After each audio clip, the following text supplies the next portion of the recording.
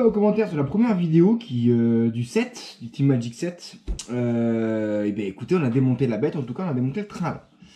Ça a eu beaucoup de succès d'ailleurs cette vidéo parce que beaucoup de personnes ne connaissaient pas, donc je suis heureux de vous faire connaître ça. Puis moi je suis heureux de l'avoir démonté parce que honnêtement, c'est un truc de fou. Alors, première des choses, quand tu démontes, regarde, tu vois ce tas de pièces, ce tas de vis là. Il y a, allez, 10 vis en 2 mm. Tout le reste, c'est du 2,5, 3, voire 4. Donc, ça j'ai jamais vu ça sur Roi Buggy, de ce style là, où effectivement tu es sur du 3,5, 2,5, 3,5, 4 en termes de vis. Donc déjà, ça te laisse présager la solidité des fixations. C'est déjà une bonne chose. Deuxième point, voilà, la première chose que j'ai faite, j'ai enlevé le skid plate et le pare-choc RPM. Et dans les trous, j'ai trouvé ça. J'ai trouvé des petits cônes que tu mets en fait ici pour éviter que ton pare-choc RPM, là regarde, ne prenne l'empreinte du cône. Alors je sais pas si c'est d'origine ou si c'est le propriétaire d'avant qui les a mis, mais ça évite d'écraser, tu vois, ça évite d'écraser le trou, enfin cette surface-là, dans le trou conné en serrant. Donc du coup, tout est plat et tu évites de transpercer ton pare-choc. Donc ça, c'est vraiment super, super bien. Tant qu'on est à regarder ça, les fixations des cellules. Les cellules, donc ici, on est sur une cellule qui a une empreinte, voilà, tu le vois ici, dans le kick-up. Donc tu as la cellule ici exposée, plus 2 petits pluons de centrage. C'est une solution. Avantage, les centres de gravité, en tout cas les centres de gravité des différentiels, c'est plus bas parce que tu gagnes 4 mm en hauteur. Donc voilà, toute la transmission est un peu plus basse, donc normalement c'est plus stable. Bon, on va dire qu'on n'est pas en campette, donc bon, voilà. Les autres solutions choisies en général par les autres constructeurs sont des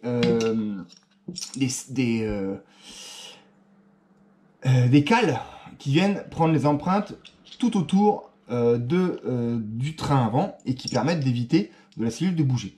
En parlant de cales, voilà les cales que vous avez avec donc Alu 70-75 usiné. Regarde-moi la taille de ces trucs.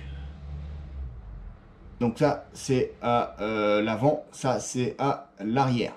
Donc franchement c'est une très bonne qualité, on voit très bien l'usinage. Donc là franchement c'est top.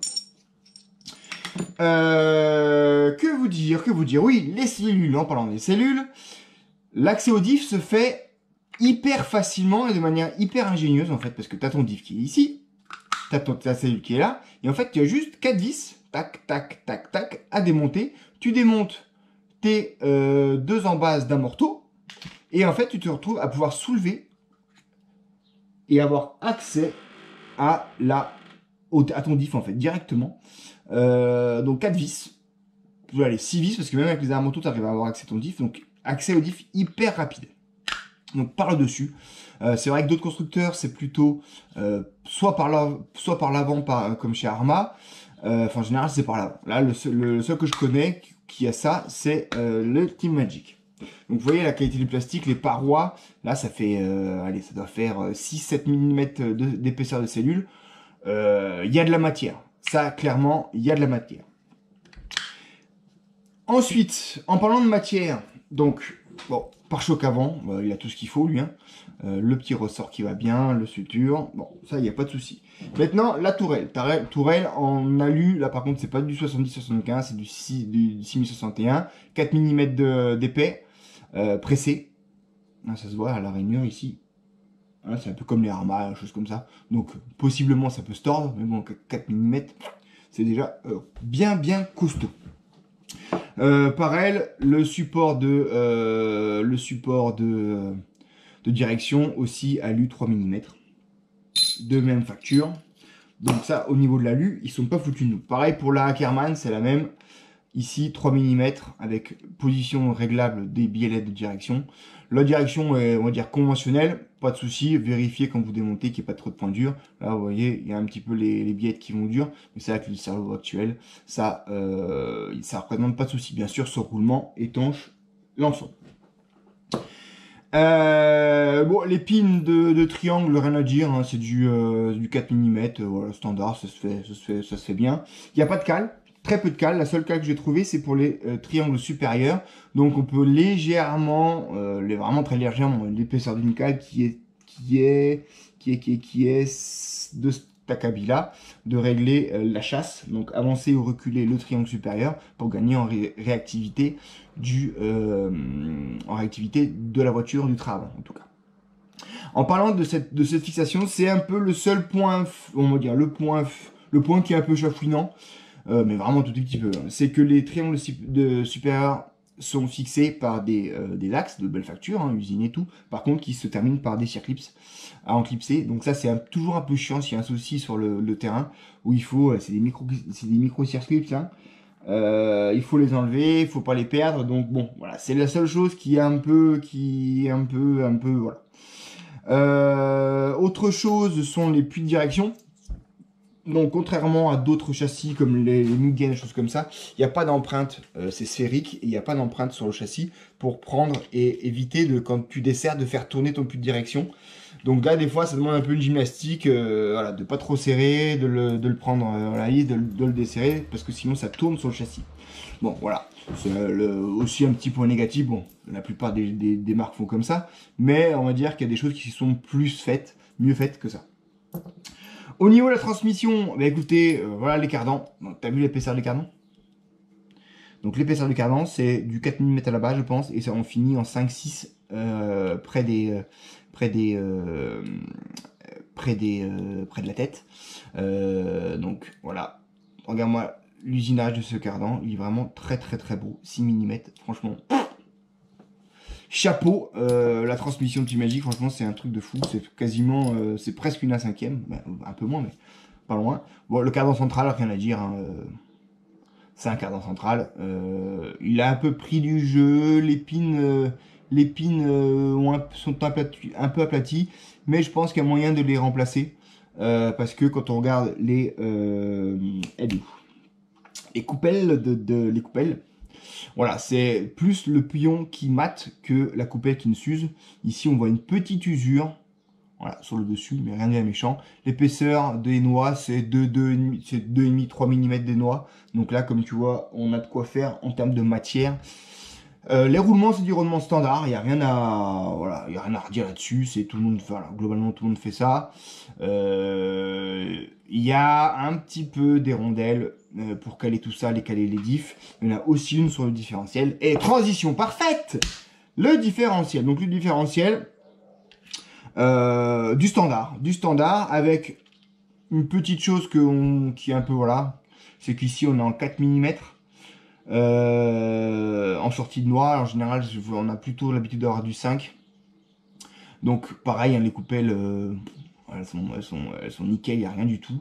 Il y a la petite gorge qui permet d'avoir la réserve de graisse usuelle. Donc ça, franchement, à part la diamètre qui est un peu faible par rapport à ce qu'on voit d'habitude, c'est pas trop mal. Dans le diff, c'est une construction simple, hein, standard, donc la noix, un joint et une rondelle qui est ici un peu plus épaisse que encore une fois qu'on a dans les buggy. Je pense qu'il y a 2 fois l'épaisseur qu'on a.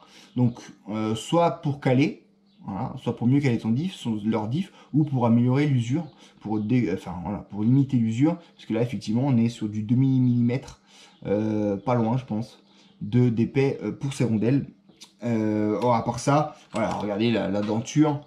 La denture du différentiel, il y a de la matière, il y a de quoi faire pour ce Teammagic, pour que tout ça se passe bien. Les roulements sont des étanches, voilà, d'origine. J'ai pas vu un roulement qui allait pas bien. Donc globalement, franchement plutôt satisfait. Le train avant, étrier fusée, porte-fusée, voilà, c'est du classique, enfin du classique dans le costaud. On avait le même schéma sur le Team Asso SC8. avec un étrier, un porte-étrier et porte-fusée, voilà, qui sont de Stackabila, architecture aussi reprise sur le X-Max. Donc un truc épais, voilà, qui permet de protéger des projections, la fusée derrière. Voilà, puis tu as vu là par contre c'est des chapes de la 5e. Là c'est sûr, c'est des chapes de la 5e. Voilà, sur du noir, vous voyez pas très bien. Attends, je me décale. Donc, bon, ça sert à rien de décalage. Donc c'est vraiment, là c'est vraiment des mouse costaud chapes. Et tout est en acier bruni au niveau des aciers. Donc acier élastique ou acier bruni, ça je sais pas trop, mais en tout cas, ça donne confiance. Là aussi, il y a des circlips sur le maintien des étriers. Donc bon, c'est un peu les seules choses que, voilà, que je reprochais les circlips. C'est vrai que c'est un peu compliqué. On a aussi, au niveau des réglages disponibles, on a 4 points de fixation en bas pour la morteau et on a 3 points d'inclinaison sur la tourelle. Donc on a quand même pas mal de réglages pour un buggy loisir. C'est quand même, ça fait plaisir. Même si, bon, on va dire, entre guillemets, on les met tout au milieu, puis en général, ça se passe bien. Ça c'est sûr. Les amortisseurs sont de très belle facture. Voilà. Les trous sont tout petits. Il y a 4 trous là-dedans, 4 pistons. Avec un système classique de piston avec un écrou par-dessus. Et là, par contre, tout est bien calculé. On n'a pas de piston qui vient se manger dans la coupelle. Et on en a même un petit joint là-bas. Même sans ce petit joint, ça rentre pas dans la coupelle. Mais on a un petit joint qui permet aussi d'amortir les trop de choc qu'on a là-dessus. Donc je vais un peu assouplir tout ça parce que d'origine ça me paraissait un peu épais. Là je pense que ouais, je sais pas si tu vois l'huile là-dedans qui est je pense comme ça à vue d'œil un bon 800 quoi. Donc je vais assouplir ça pour que la chose soit un peu plus réactive. Peut-être que c'est pour compenser aussi le fait que alors il y a l'emplacement qui est prévu ici pour la barre anti-roulis, mais il n'y a pas de barre anti-roulis. Donc il y a aussi l'ancrage pour le mettre ici, donc tout est prévu pour le faire. Donc bon, globalement, peut-être que si on ressent le besoin, mais vu la largeur du bazar, vu la largeur des pneus, je suis pas sûr qu'on en ait vraiment besoin. Et tant qu'à faire, on va regarder juste les pneus. Donc ça c'est les Proline Badlands MX 2.8. Donc quelque chose d'assez large. Avec un déport, je pense, un bon 1, je pense. Donc, globalement, ouais, bonne facture. Les crampons sont durs. Ça, c'est sûr que dans la pelouse, ça va tracter du pelot, ça. Hein. Donc voilà pour tout ça. Donc, bah, je m'en vais leur monter le train avant. Et puis après, on va passer sur la partie centrale, qui elle aussi fait part de sa jolie petite conception. C'est ça que je suis de plus en plus intéressé par Team Magic, parce qu'ils font des choses un peu différentes, bien pensées. Il y a des petits points faibles, mais globalement quand même, c'est quand même sacrément bien pensé. On est aussi dans le cab management, un peu comme Arma, un peu voilà. On pense aussi à la côté, voilà, par rapport à d'autres buggy dépouillés. Je trouve que c'est agréable, même en loisir. Voilà pour ce petit train avant. N'hésitez pas si vous avez des questions, n'hésitez pas à l'espace commentaire de m'en poser, j'essaierai de répondre si je peux.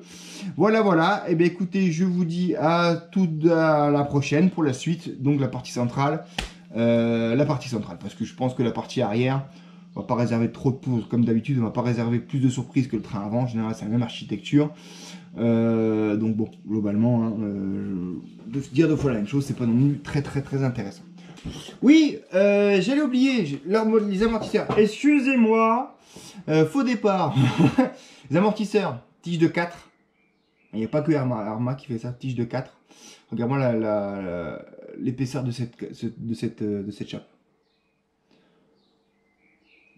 Franchement, moi ça me laisse pantois. La seule chose, effectivement, qui peut être un peu dérangeante et qui à terme peut amener du jeu, c'est qu'on est ici métal contre métal. Et non, parce qu'il y a un petit... Ouais, on est métal contre métal ici. Donc à force, ici, vous voyez, connexion. C'est pour ça que des fois, les amortisseurs GPM sont pas terribles, parce qu'on est sur métal. Et à la fin, enfin, en plus avec de l'alu de pas très bonne qualité, et à la fin, ça prend du jeu.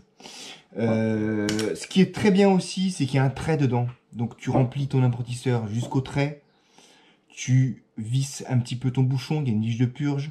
Tu remontes ton piston, tu en même temps visses ton bouchon, tu arrives jusqu'en haut, tu visses, tu finis de visser et à la fin, on n'a aucun rebond. Voilà, donc on a un truc, t'entends pas de... Tout est bon, ça c'est vraiment super amortisseur. Vraiment super. Donc voilà, c'est juste pour vous dire que j'avais oublié ce petit point là, que j'aurais pu faire, mais bon, comme on va pas voir le train avant, le train arrière, voilà.